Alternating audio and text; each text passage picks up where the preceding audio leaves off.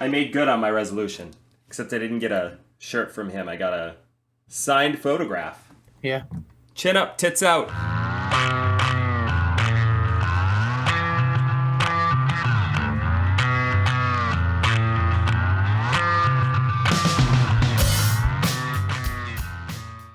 Hello, everybody, and welcome. I don't know why I did that. Hello, everybody, This is and the welcome to the BREWDCAST. BREWDCAST. I'm Bud Robinson. No, I am Bud Robinson. This guy over here is Town. Hi, Town. Town Bud Robinson. Townus Interruptus. How's it going? Pretty good. How are you? I'm doing good. That Young Bucks promo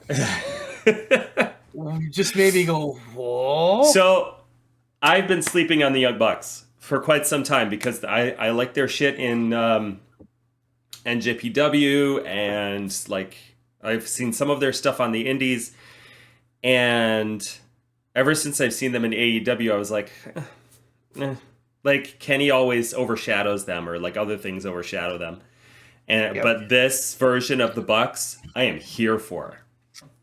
Fiery and like, I always have said, and I've said this on this podcast numerous times. Mm-hmm.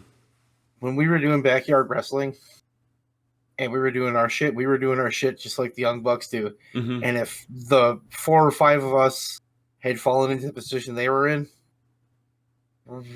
we'd be doing exactly what they're doing. I think we would have been a little bit more direct. Unless we were, like they're in a position where they can't really say anything. But I mean, that's like the shit they do, the way they act. That's. Oh, absolutely. They feel like us. Like that's our generation. They're like that's how. They're like those two are like walking Attitude Era DX. Yeah. They aren't, but that's what we all wanted to be. Absolutely. It's like I look at them and I don't. And I think what they said tonight, I don't think that was fed to them. I think that was legit. I think they were legit saying that shit. So it was just like, ooh. They were very artful about it in keeping their mouths shut, but also like those of us in the know are like, we know where you're getting this from.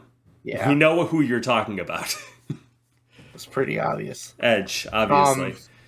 And Christian. I it's weird because right now I'm enjoying pro wrestling a lot. Mm-hmm. And I think CM Punk being in AEW created like this weird pressure on everybody. And now I think that pressure's gone. And it's like AEW can go back to being AEW what we really liked it for. Yes, absolutely. And at the same time, I think CM Punk is in a way better spot in WWE. Mm-hmm. I think his style suits them better. I think the way he is suits them better. Mm-hmm. And I think it's just overall a better fit. But I think we all expected him. I think we were there with him in the promo, that first promo he gave, when he said he left ROH and he left professional wrestling. And in his mind, he thought, I'm coming back because this is what I really love. I don't really love the sports entertainment stuff. And that's what we thought. That's what we saw. That's why we wanted Punk to succeed. But the further down the road we got, the more we realized, hey, Punk is actually kind of sports entertainment. He's edgy. He's not the mainstream. He's trying to push himself to be something outside of that sports entertainment box. But he's still in that box. And he's getting pissed that other people aren't in that box with him. That's one thing. That's one thing I think that's a really good analogy, because if you kind of look at what made him mad, it was those young guys doing shit that was different. Yeah. You can't do it that way. You can't do it that way. I still find irony that he talks about being Mr. Pipe Bomb and running his mouth and saying what he wants, and then Adam Page makes one little comment and he gets fucking pissy about it. I'm sorry, I shouldn't laugh about that, but it is funny. It's true. It is funny. True. Well, and listen to look at all of the other shit that people said on the mic. Eddie Kingston announcing that nobody wanted him in the back. I can't remember anybody else, but like there was a lot of fire thrown his way. And that was the thing that triggered him. Yeah. Either that or he was getting so hit by that and like triggered by all that stuff that was just like the turning point. I also think when he got in there and started doing stuff, it wasn't what he thought it was going to be. Yeah.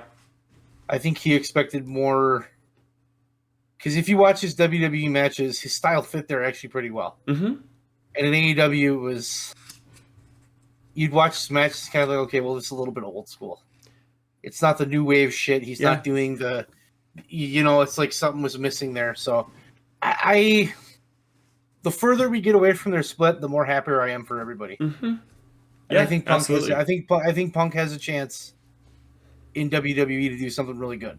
And as much as I hate to say it, like, you were right the other day when you quoted Jim Cornette that, are you really willing to pay this guy for the extra, 100,000 views when he's causing this much dissension?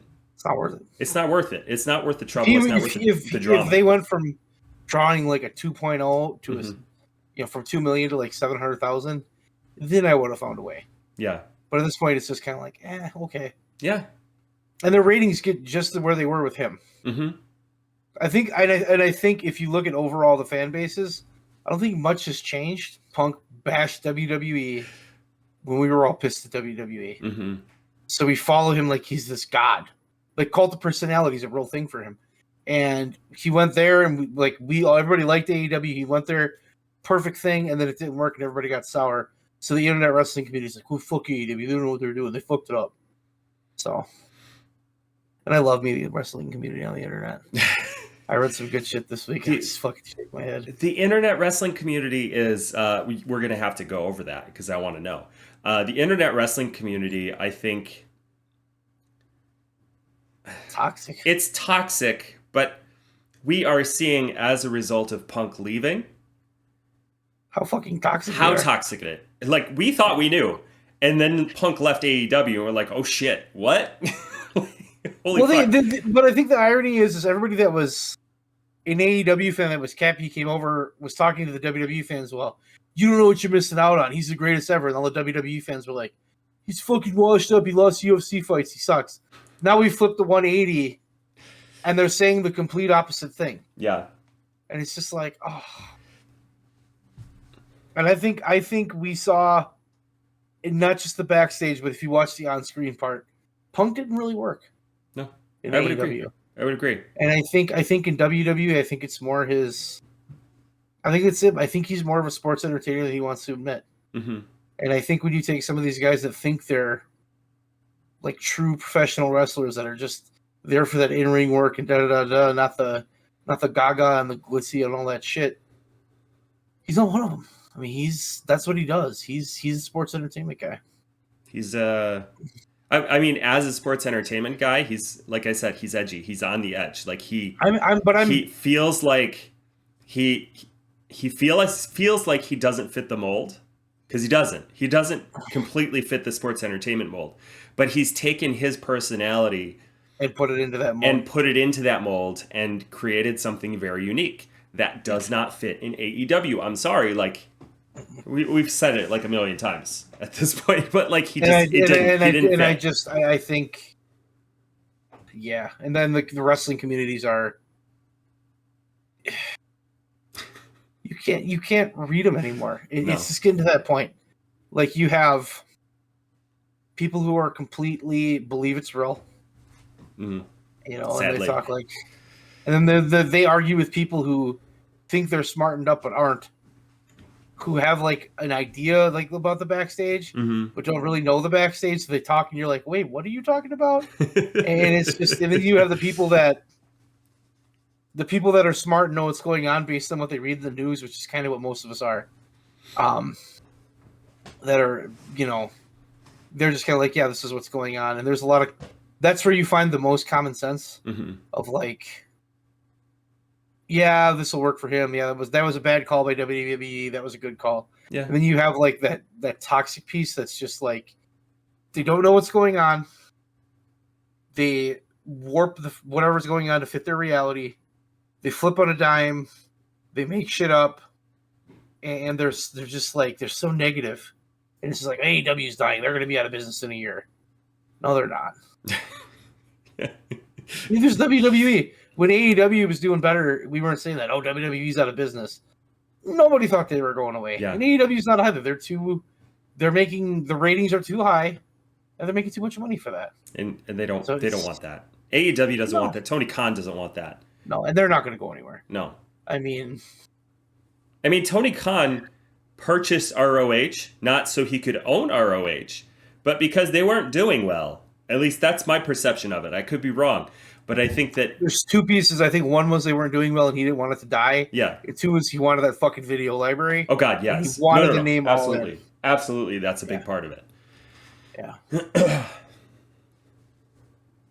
Such is life. What now that we've talked randomly about shit we're not supposed to, what's the first thing we're talking about tonight? So the first thing, so the big thing, there's a lot of big things. Let's talk about the TNA rebranding. Specifically, I'm gonna go right out and say I may not be the best person to have this conversation with because I haven't watched very much TNA. Okay, yeah. And TNA traditionally has been pretty poor. Fair. I'm kind of in the same boat. In the past, 3 to 4 years, tons better. And they've got a very good show right now, and I don't want to knock it. But I'm not going to sit here and claim that I watch this show weekly and I know what the fuck's going on. I don't think I could tell you anything about anything on that show. Except for Nic Nemeth is there. Nic Nemeth is there. They have Trinity. I guess that's really the thing that I was poking at is that TNA, as we discussed with our New Year's show, they're starting to make some moves. Like Nic Nemeth doesn't seem like a big get, but when you look at him in the frame of TNA and specifically what he's done for the company with having been there for a hot minute, that's a big deal. So here's my devil's advocate to you. Okay, TNA has traditionally been, we're going to take somebody that got fired by the WWE, that was a low card guy, and kind of had their run, and we're going to bring him in and we're going to push him to our main event. Mm-hmm. Does AEW do that? It Sometimes. Depends but here's what AEW does. They take a guy that everybody looks at and says, give that guy a fucking chance, like a Rusev or trying to think of who else they had, like Andrade, like Pac. They've taken in those really talented guys who weren't getting a fair shake and they bring them in. Do I think Dolph Ziggler got a fair shake? No.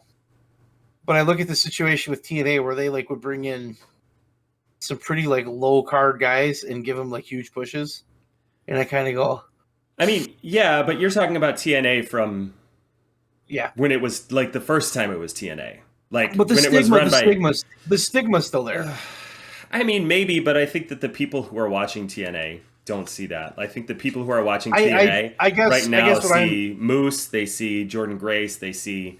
Those are the only two I know right off the top of my head. They've got some people. Yeah. If they bring him in and they do something with him and don't just put the belt on him and make him see better than everybody, I'm okay with it. Yeah. Because that would be really dumb. I think I don't know if is he exclusive there, because I don't think he is. It doesn't seem like it because he was fighting Cardona in GCW. Yeah, he's going to New Japan, so he must be going. I think he's doing Cardona. Yeah, I kind of feel like he called up Cardona. He's like, "How do I do this shit? Give me a rundown. Set up a tutorial for me." I read a thing about where Cardona was talking about AEW, and he thought that he was going to get brought back, and they just didn't bring him back. Mm-hmm. I wonder if. Could Cardona make it in AEW right now? Yes. I don't want him in AEW though. Neither do I. Because I think what he's doing right now, the indie god, he's not the indie god in AEW.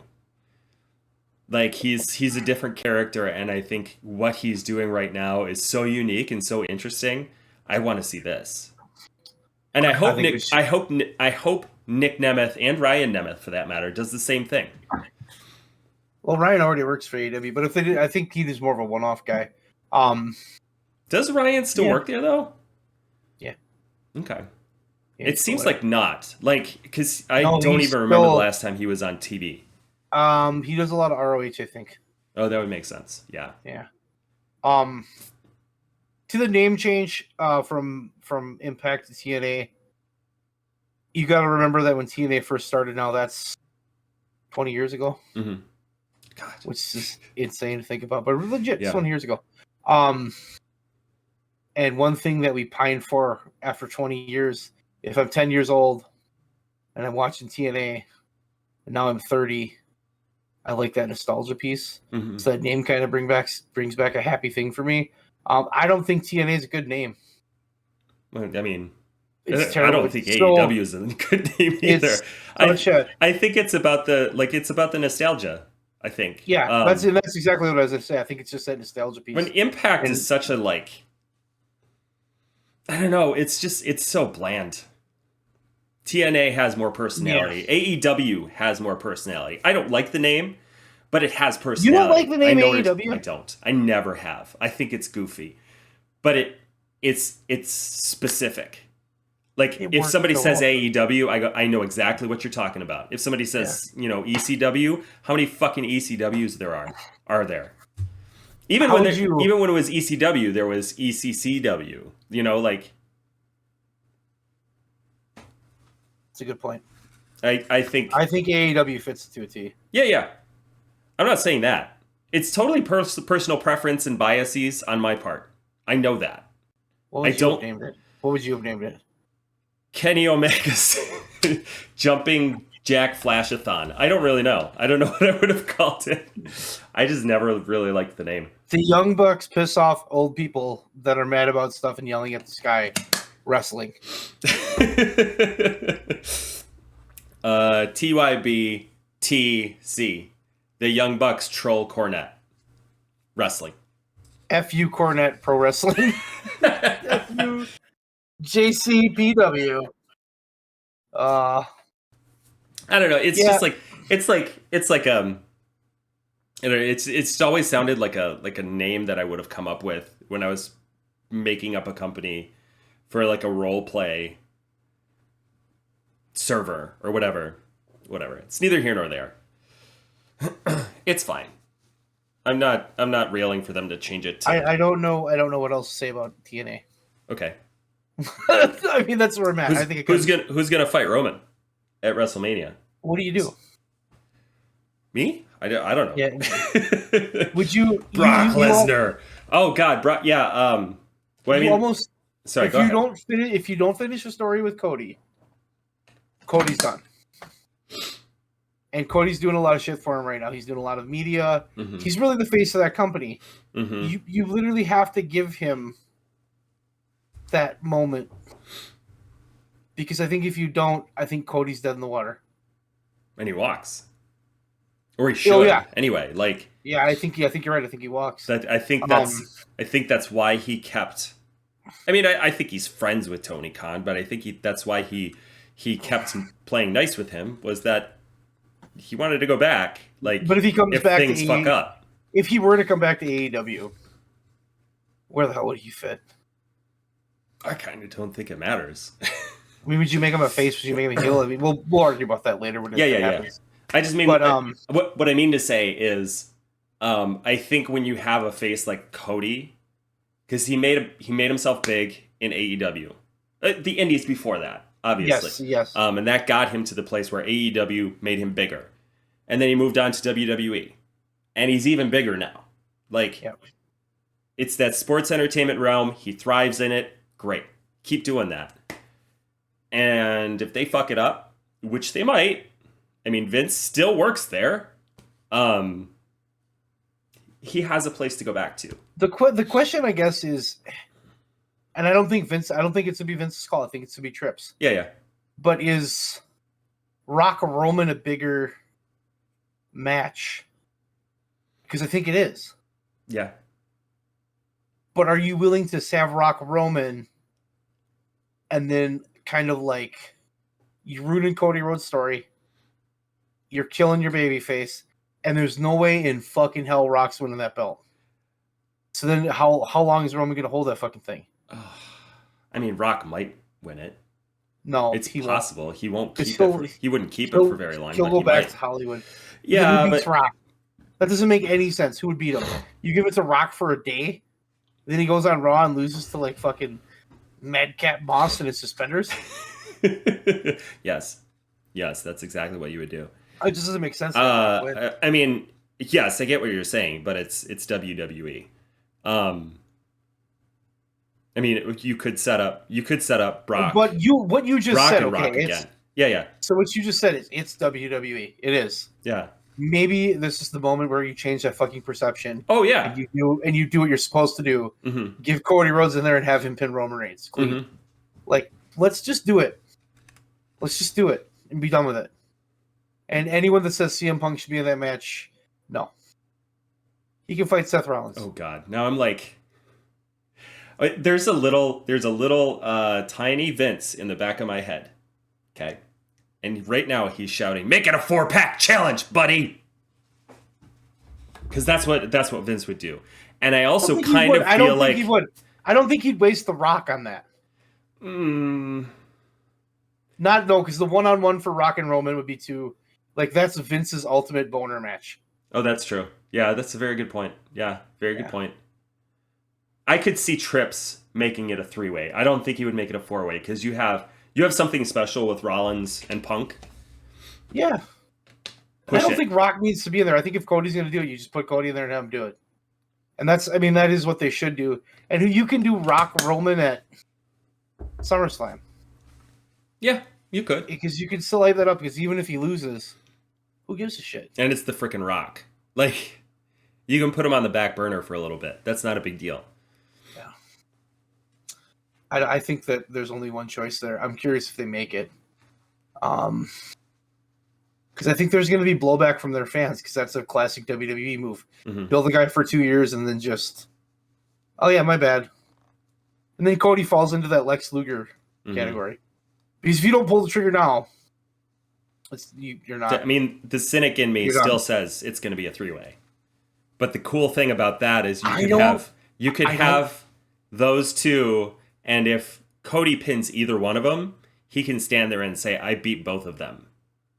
Rock is arguably one of the most over wrestlers in that company ever. Oh, he always will be. Like, he's a top star.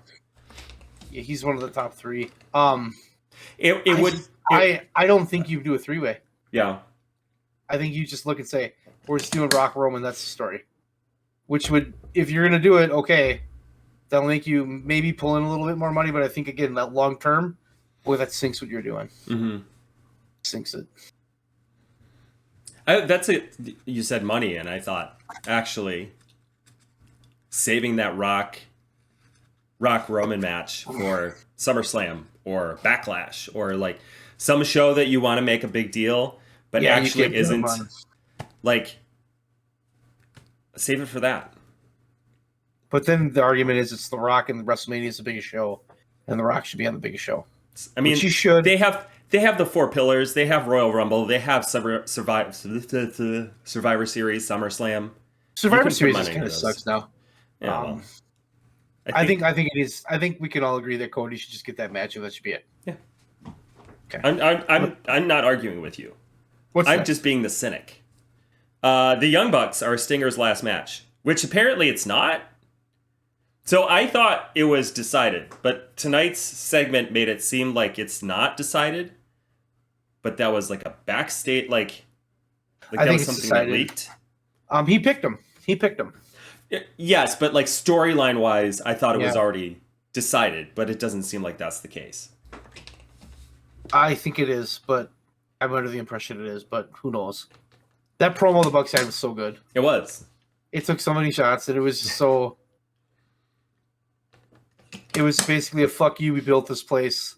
We're gonna do what we have to do to protect it. Also, kind of like, there was also a little bit of like, back burner WWE guys shouldn't be here. Yeah. I'm not sure if that's what they were going for, or if they were specifically calling out Punk. But I'm thinking they were. I'm thinking that was a shot at the guys that, I'm pretty sure it was. I mean, like, Edge is still doing. Sorry, Cope. Cope is still doing the sort of sports entertainment-y stuff. Like, that's still in there, and that's a little frustrating. His match with Christian was really good. Oh yeah, they fucked up a few spots, but it didn't matter. I mean, high hopes for him. They're both still solid in the ring. I just outside of seeing him against Christian, I don't know what he's gonna do. I know last week when we talked about the Bucks coming out, Leon fucking rolled his eyes and said, "Of course they do that because they're such egomaniacs." Then it's like things like, "Hey, I want to work with those guys because they're really good. I want him to be here so I can be like, hey, Leon, You were wrong. Yeah, but what was that? What was that promo? That promo with them being egomaniacs. I think it's a great fit. I think I'm a little frustrated that they're not going to do a singles match because I think Darby versus Sting, on paper at the very least, sounds really cool. I think the idea is that they've been able to, by using Darby, they've been able to make Sting look really good and really strong, even though he's not. Mm-hmm. And I think their idea is, let's see if we can have this guy go out on a 5-star. Could you imagine that's a 5-star match? Because of the possibility between the Young Bucks and Darby, holy shit. Very feasible. Then, like, if you look at Darby and Sting defeating the Bucks, like, no matter which way you do this, all three guys are stars. Yeah. Like, because we're seeing a new side of the Bucks, and if they lose, they're going to throw bigger tantrums. If they win, they're going to be bigger dicks. Yeah. And if Darby and Sting win, Darby can continue saying, "Look at what I'm doing. Like, this is how good I am." To me, I'm going to be interested to see when Sting's gone, how Darby does, because I think this is kind of his moment of, Sting's been here, he's been helping me, and that's really helped his character. Mm-hmm. Here you go, you're swimming on your own. Because I think Darby's real close to being like that dude. The last 6 months, he has propelled himself demonstrably higher than I think any of the other pillars, save for maybe MJF. But I think MJF was already on that level 6 months ago. Yeah, a year ago. Like, I think Darby's. I look at Darby, and I think if he would have went to NXT and then come up to like Raw, Vince McMahon would have given him like a kangaroo suit or something and been like, "Go hop around, pal. Put some rollerblades on. It's the same thing as a skateboard. Do a skateboard trick on these rollerblades." That's again.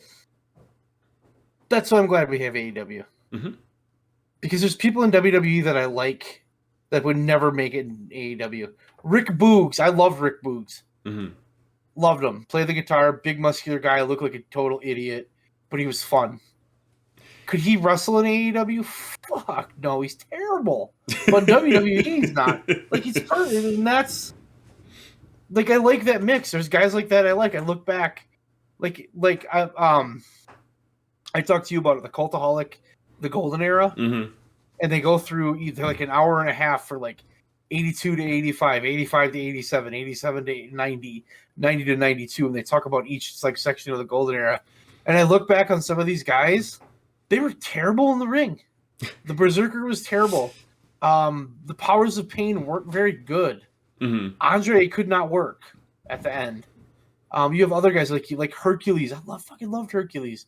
Boss Man wasn't that good of a worker, especially in the early 80s. Akeem wasn't that good of a worker. But those guys were just the aura and what they did, they were fun. Like, you need that too. You need both. Yeah. I mean, I think that's I think that's why, like, classifying the whole thing where like Vince went to a court or whatever, I don't remember exactly what it was, and he was like, "We're not doing sports, we're doing sports entertainment," right? Making that distinction is perfect because it's not sports. No. And in particular, like, the fact that AEW is promoting their brand in a more sports way, perfect. Love it, because the guys that they have in there can fucking go. Like, there's it'd be really neat if you could have that. We've always talked about, and you are the one that always like thinks it could happen. I'm the one that's like, no fucking way. Like, if they could work together and be like, "Hey, you've got those two guys you're not doing anything with. We can do a lot with them. We've got this guy here who doesn't fit our scheme. Let's just trade. Mm-hmm. You take him, we'll take them." And I think it would be beneficial, but that'll never. I'm a fucking realist. Never say never, whatever you do. That was Vince McMahon, by the way. That was a Vince McMahon Unless song. they buy AEW out. That's the only way. Oh, or I mean, it could be the other way around. No, it could not be. Not with what it's worth now. Oh, yeah, with the merger, UFC. I suppose. There's no way. I am still an optimist. I think that it could happen under the right circumstances. I do not see a Super Show anywhere in the near future because that would be silly. I think Tony Khan's way more open. I don't think WWE is. I think they're a little more protective. Mm-hmm. Well, a lot more protective of their product. Like they don't let their guys go to independent shows.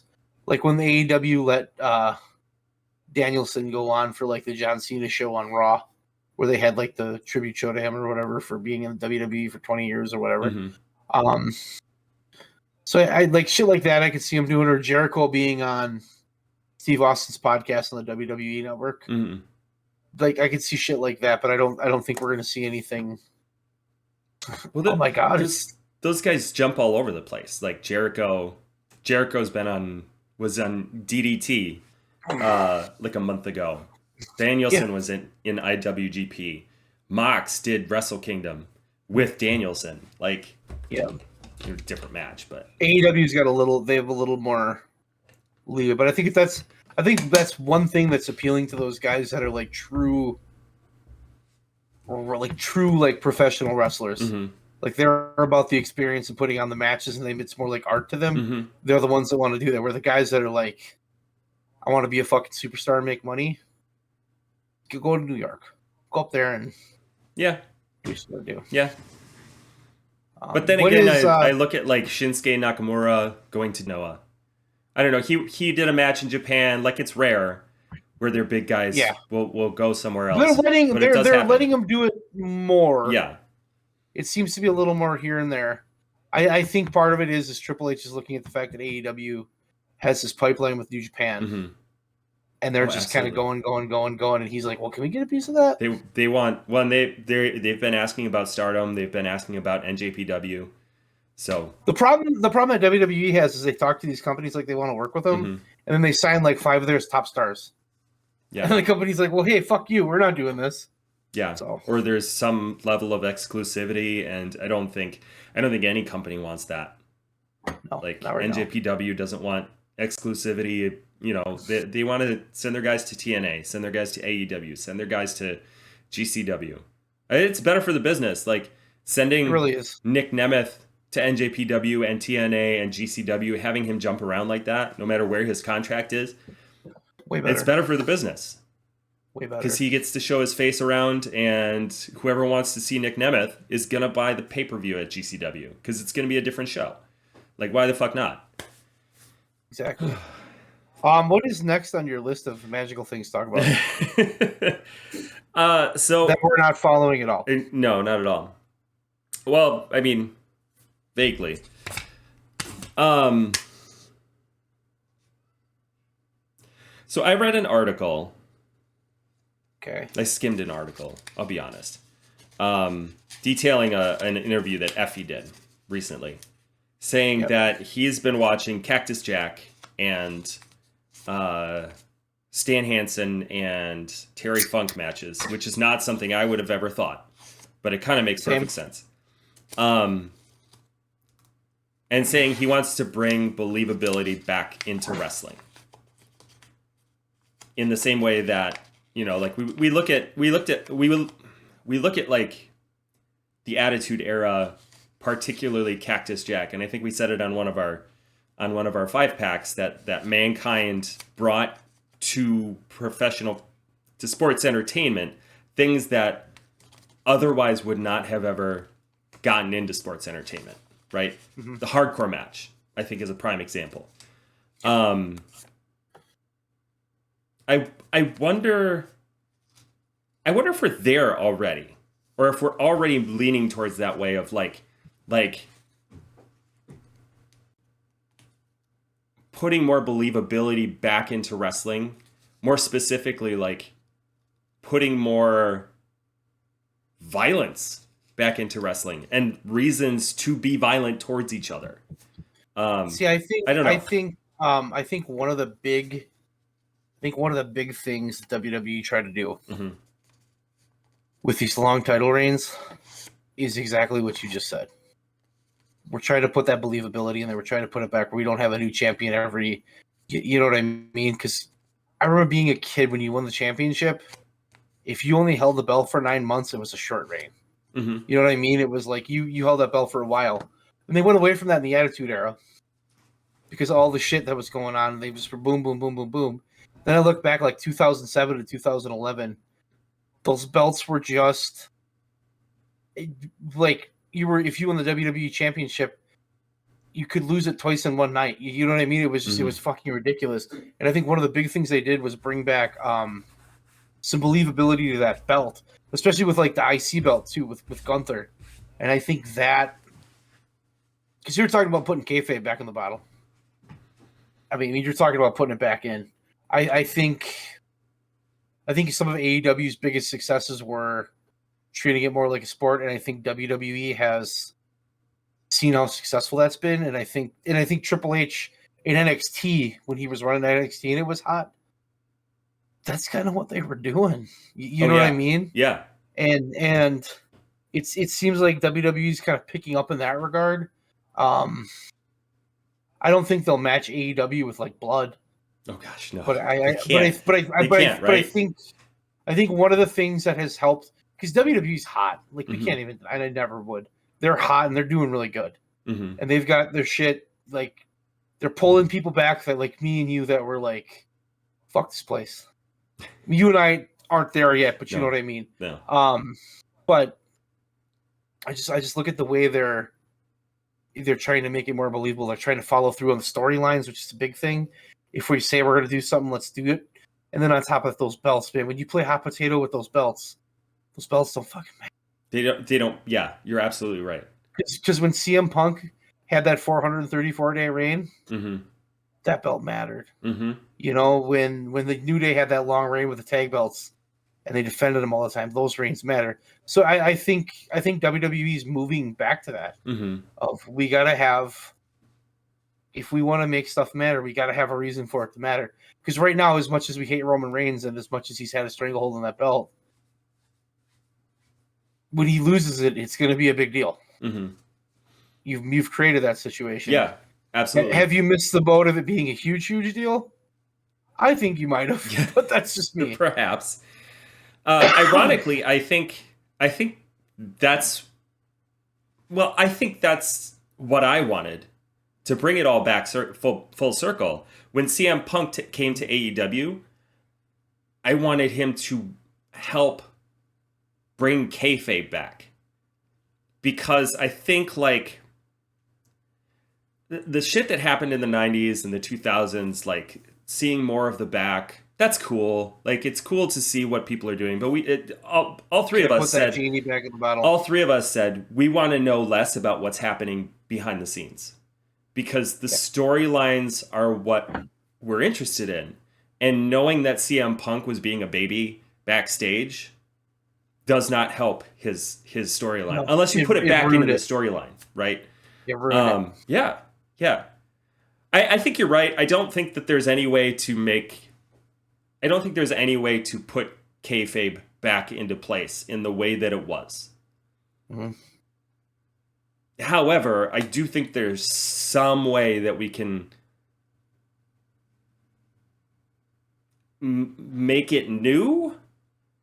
I don't know. Like it's even just like an abstract concept for me, because the issue with kayfabe is that then we would have to have heels and faces couldn't go anywhere together. They'd have to have all that. Like you can't travel together. We absolutely can't do that. Like it's out. Like you said. I think that there's some way to make it happen. I think the bigger issue with kayfabe is the fact that like WWF got so goofy. Yes, it did. It was like it's not believable. Yeah. And it's so fucking ridiculous. And like I think as wrestling fans we would like that ridiculousness, but only to a certain degree, because at some point it's like too stupid. Yes. And I think WWF was just living way past that line for so long. Yeah. Because some of the shit in AEW is ridiculously goofy. But it works. There's been a few times where it hasn't, and you're just like, ooh, cringy. It gets cringy. But like in WWE, it was everybody was doing it, and they just lost that credibility. I think credibility is the word, not necessarily kayfabe, but credibility. Yeah. But also like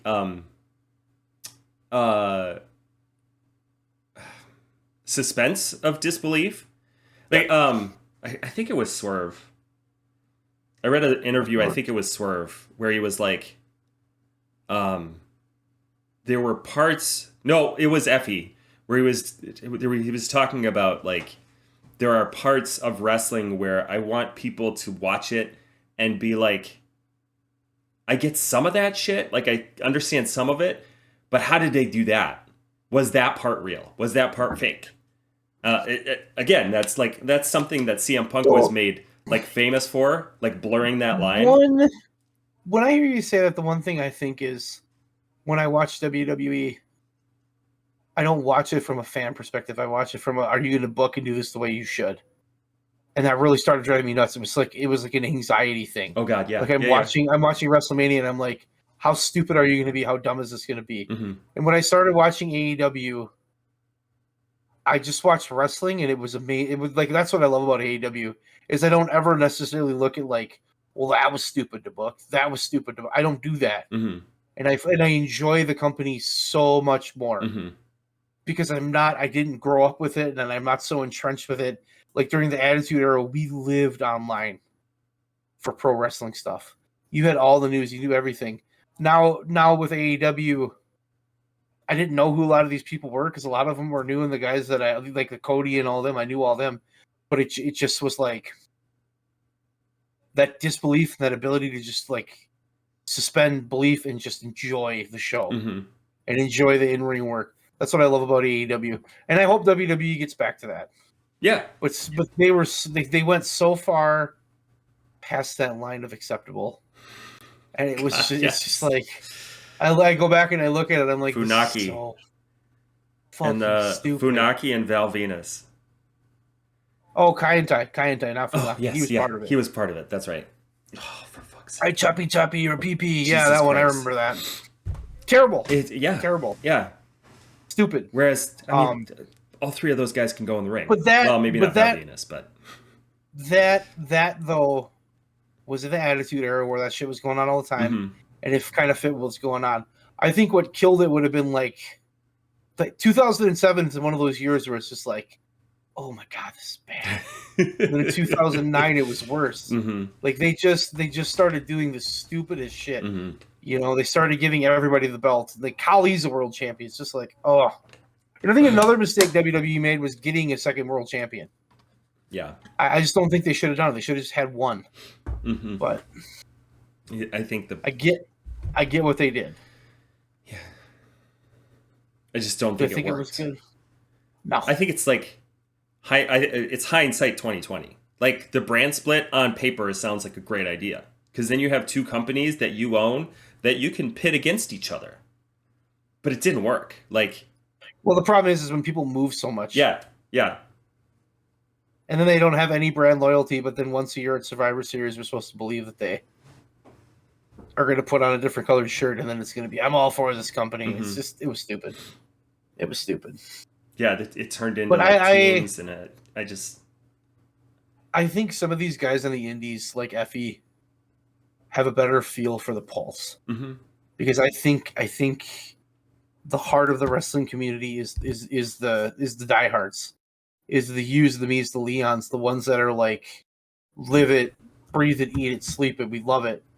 And I think we're the ones that go to those indie shows, and those indie guys, their audience is like directly that, so they're able to respond to that better, and they're able to get better feel for where we're going. Well, that's the thing is like you look at the guys who are big in AEW right now: Samoa Joe, Adam Cole, Roddy Strong. Not MJF so much, but like these older guys, they're the guys who grew up on wrestling like we did. So they're booking, like they're setting up their storylines and setting up their matches in the ways that we would expect them to do that. I thought about that a lot during this particular broadcast of Dynamite, because there was a lot of like, I could see a lot of like the older generation, the current generation, I guess, like giving the rub to the younger generation. Like when Adam Cole got on screen and started talking up Wardlow, or like when like having Sting and Darby sort of palling around with each other. Like, I love that they're doing that, and I can't wait to see what the younger generation does. That's really exciting to me. it's interesting because I think if I looked at our backyard wrestling, we really focused more on angles, probably more than I think what most backyard wrestlers were. I'm gonna hit you with this light tube. Yes. And we never did that. I broke a light once, but that was an accident. But like we really focused on the storyline piece and kind of building that. And for a while, that was kind of all we did because we sucked at wrestling. And then when we got good at wrestling, our focus was on having good matches. That supported the story. Yeah, and that was our goal, was to have good matches, and the stories would be a part of it too. And I think that's kind of not necessarily what WWE's done in the past. It's been, this guy looks good, let's put him out there. Yeah. And, right. You know. I kind of coming back to like the kayfabe thing. I think that's the happy medium. Is like kayfabe is just all of this is real, and we're not telling you otherwise. This is all real. All of this is real. Call Bill Watts for that one. and then we see what WWE did as a course correction to that, because people were kind of getting sick of it. They just said, "Fuck it. None of it's real. Undertaker is a dead person, an actual dead person who knows magic, and Paul Bearer controls him, and also all sorts of other crazy shit." Like they just it's funny though because you can sit here and tell me that, but when I was like 7 years old and watched The Undertaker on TV, I didn't think it was stupid or offensive. God, yes. But that's who it was aimed at. Yeah. Then when we got older, and then in like the late 90s, it was like, this is fucking stupid. Hindsight, right? Like it's. And but then what did Vince McMahon do? Yeah. He made him a satanic, like, devil worshiper. It took it in a complete, but I mean that's what he did. Yeah. You know, like in the chasm of that era, I'm not saying it's bad, but looking back at it, it's crazy. But I think now we have seen both sides, and I think the people who grew up on wrestling, the wrestlers who grew up on wrestling at the same time that we did, are melding that, and they're finding a way to make it. They're blurring the line. Like, I don't know how else to say it. Like, you look at that promo that the Bucks gave out tonight, and you go, okay, I think I know what they're saying, but are they actually saying that? Or are they talking about something else? Are we going to find something else out? Are they talking about Punk? Or are they talking about somebody in the company already? Or is it all work? I think that's the most exciting thing about the potential of bringing any element of kayfabe back to it, is that we're getting to a point where like wrestling has this aura about it that I don't actually know what's happening in the back or in the actual storyline necessarily. That would be good. Yeah. That'd be hard to do, but that'd be good. That'd be good. I do think that's what AEW and WWE are trying to go back to. Yeah. But I think AEW might be more primed to do it, just because they have more indie guys. I think WWE. I think Triple H has a good feel for it. Mm-hmm. I think Shawn Michaels has a good feel for it. Those two are, as much as they were dicks, they're fucking killing it now. Well, they're so smart. They are. They look at Shawn Michaels' career. Mm-hmm. He came from nowhere. Was too small. Was too this. Was too that. Main event of fucking WrestleMania. Was one of the best wrestlers. Literally one of the best wrestlers ever. You just look like that guy knew how to change. Mm-hmm. Technical fucking professionals right here. That's right. That's right. Hey, watch what you say. I will come over there and suck you in the box. Oh my god. I fucking died. Deanna and Renee's look on the look on their face was just priceless. I fucking loved it. I'll suck you in the box. I was double over laughing. That was so fucking funny. I enjoyed that match, but it was very difficult to pay attention to because Toni Storm was on fire. Does anyone want a chocolate? Do you want a chocolate? Would you like a chocolate? She's just like sitting there feeding Ian Riccaboni, thinking he's Tony Schiavone. Oh my god. I've never seen you look so good, Mr. Schiavone. I especially loved the part where they pan over. I think it was just after they came back from the picture-in-picture, and she's just looking at the camera, petting Ian Riccaboni, and Ian's just sitting there like, they don't know what to do. He's just like, Just like stone cold glare, like what the fuck is going on? Anyway, She's great. She is. Great. I thought it was a good show. Excellent show. I enjoyed it. Absolutely. That ending was good. You made Hook look tough. I like that. Oh God. Yeah. I had to listen to it. I decided I was going to listen to it instead of watch it without the sound. And now I'm like, fuck, I gotta watch this. This sounded fucking awesome. It's a good match. They both Cassidy and Roddy is going to be a great match. Mm-hmm. And Roddy's going to win by Nefarious. Oh, absolutely. And he needs to. And I He fucking love it. needs to win. Why not? He fucking needs to win that belt. I'm an Orange Cassidy mark. He needs to win that belt. Because there's a million other things you can do with Orange. Mm-hmm. I want the best friends to turn on Orange. I don't think that's going to happen. So bad. I could see it. Because the heat would be fucking nuclear. Yeah. But I don't know. There's a part of me that's like, we see that happen so often. And we just finished up a podcast, 2 weeks ago? Probably even last week a little bit. I just don't. Again, I don't think it happens. I don't think it happens as much. I don't think it happens as much in AEW. But it happens so often in WWE that I feel burned by it. Like in the case of Swerve and Keith, it made sense. Though, but in professional wrestling, what the hell do you do to build feuds otherwise? You can't always have everybody be friends. You know what I mean? This guy was my friend. We went through all this. Other fucker turned on me. I'm gonna go beat him up. There's a lot. Don't give me that. Like there's loads of things that you can do, and I think AEW has proven there's lots of things that you can do to make a match a big deal. This one in particular, this main event, Samoa Joe and Hook. Yeah, I agree. They did a great job of booking that. I just think heel best friends would be fucking awesome. I'm not saying no to it. I'm just saying I'm skeptical. I think it'd be awesome. But we'll see. And I think getting Orange Cassidy away wouldn't be bad either. Kind of do his own thing completely.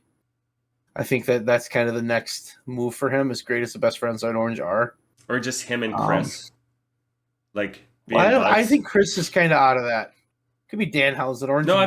No, I think just having Dan. We're on a first name basis. Chris and Chris and Orange. We were just talking about him. I think having Chris and Orange just sort of being buds and like not really interacting with each other than like backstage segments, because that's kind of what they do. Yeah. They're just buds.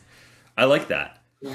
And then have Danhausen convince the best friends to leave the group, and that's how all three of them turn heel. I would fucking love that, actually. Tony, do it, you fucking coward. I just want Danhausen to do something. Yeah. Because I think he's so unique. He had a big pop at the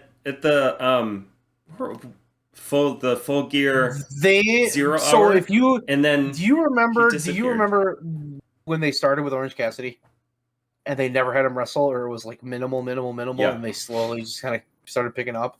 I think they're trying to do the same thing with Danhausen. Because I don't think you can go from that character to, you know what I mean? Like, you need time to build that up. Yeah, I guess. Like with Orange. Because if Orange would have come out and done the shit he's doing now right away, everybody would have been like, what the fuck? It was better to have that. Because it was more surprising. It was more unique. You're conditioning the audience to understand the character before you make them understand that he's also a good wrestler. Yeah. Yeah, because then it's like, well, this guy's fucking hilarious. Look at the shit he does. He's such a cock. Yeah. He's so weird. But then it's like, wait, what? This fucking guy can wrestle? Yeah. Holy shit. Yeah. So that worked. I like that. Because he went from like complete joke, hilarious, to like top 10 wrestler in the world in like 2 years. Still hilarious, though. He still has that character, which is always incredible. I think, Bud, we got to talk about. Let's close this thing down. I think so too. This has been Bud Robinson and Town Drunk in lieu of Leon. Bye. I don't know what I was going to say.